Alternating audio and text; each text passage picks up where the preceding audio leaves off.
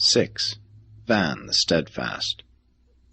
The followers of Van early withdrew to the highlands west of India, where they were exempt from attacks by the confused races of the lowlands, and from which place of retirement they planned for the rehabilitation of the world, as their early Badonite predecessors had once all unwittingly worked for the welfare of mankind just before the days of the birth of the Sangic tribes. Before the arrival of the Melchizedek receivers, Van placed the administration of human affairs in the hands of 10 commissions of 4 each, groups identical with those of the prince's regime. The senior resident life carriers assumed temporary leadership of this council of 40, which functioned throughout the 7 years of waiting. Similar groups of Amadonites assumed these responsibilities when the 39 loyal staff members returned to Jerusalem. These Amadonites were derived from the group of 144 Antonites to which Amadon belonged, and who have become known by his name. This group comprised 39 men and 105 women. 56 of this number were of immortality status, and all, except Amadon, were translated along with the loyal members of the staff. The remainder of this noble band continued on earth to the end of their mortal days under the leadership of Van and Amadon. They were the biologic leaven which multiplied and continued to furnish leadership for the world down through the long dark ages of the post-rebellion era. Van was left on Urantia until the time of Adam, remaining as titular head of all superhuman personalities functioning on the planet. He and Amadon were sustained by the technique of the Tree of Life in conjunction with the specialized life ministry of the Melchizedeks for over 150,000 years. The affairs of Urantia were for a long time administered by a council of planetary receivers, 12 Melchizedeks, confirmed by the mandate of the senior constellation ruler, the Most High Father of Norlatiadek.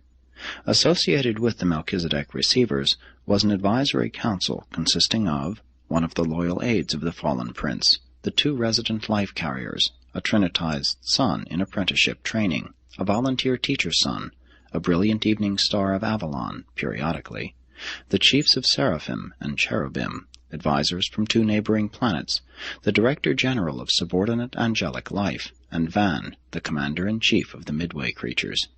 And thus was Urantia governed and administered until the arrival of Adam. It is not strange that the courageous and loyal Van was assigned a place on the Council of Planetary Receivers, which for so long administered the affairs of Urantia.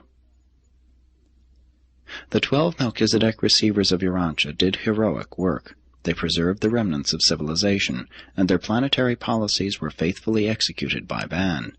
Within 1,000 years after the rebellion, he had more than 350 advanced groups scattered abroad in the world.